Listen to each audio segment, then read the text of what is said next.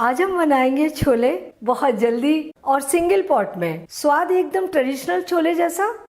नमस्कार, nishamudalika.com में आपका स्वागत है। तो बनाना शुरू करते हैं।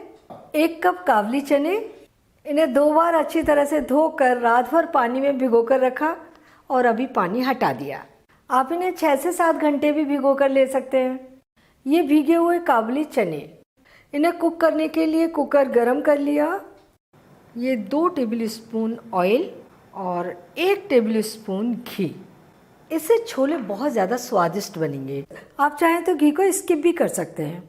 ये कुछ साबुत मसाले, 2 तेज़ पत्ते, 1 इंच सिनेमन का टुकड़ा, 10-12 काली मिर्च, 1 बड़ी इलायची को छीलकर उसके दाने ले लिए, 4 लौंग और 1 चक्रफूल। तेल गरम हो गया तो ये सारे मसाले डाल देते हैं इसमें। साबुत मसाले से छोले में बहुत अच्छा टेस्ट आता है। इनमें से अगर कोई मसाला आपके पास नहीं हो या आप नहीं पसंद करते हैं तो उसे स्किप कर सकते हैं।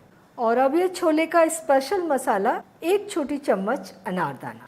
अनारदाने की जगह अमचूर भी ले सकते हैं, लेकिन अमचूर को आप तब डालें जब छोले ऑलमोस्ट तैयार हो जाएं।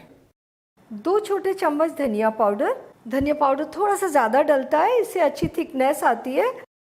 और 1 छोटी चम्मच जीरा पाउडर। हल्का सा मसालों को भूना।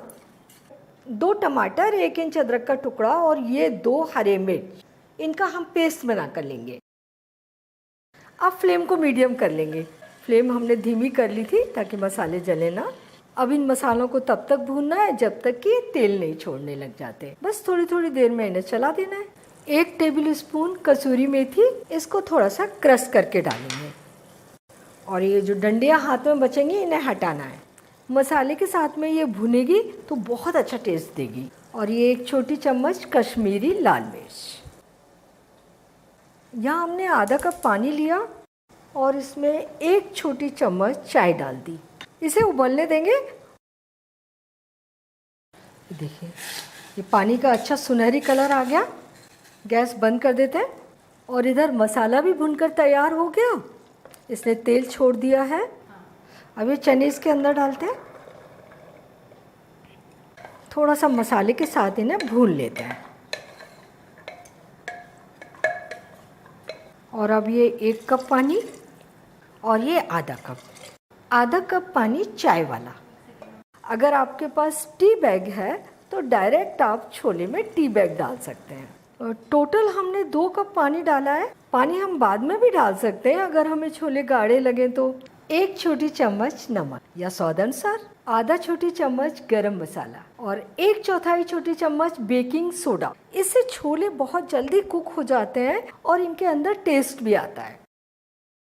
कुकर को बंद कर देते हैं और 1 सीटी आने तक कुक होने देते हैं। कुकर में सीटी आ गई। अब फ्लेम को धीमा कर देते हैं और धीमी फ्लेम पर इन्हें 7-8 मिनट तक कुक होने देते हैं। छोले को धीमी फ्लेम पर 8 मिनट तक कुक कर लिया। फ्लेम बंद कर दी और इसके बाद कुकर को ठंडा होने दिया। देखिए छोले कितना अच्छा कलर आया है। चेक करते हैं तो दबा कर देखें कितने बढ़िया कुक हुए हैं। एकदम ज़रा सा टच करते ही ये दब जा रहे हैं। इसमें थोड़ा सा हरा धनिया डाल देंगे।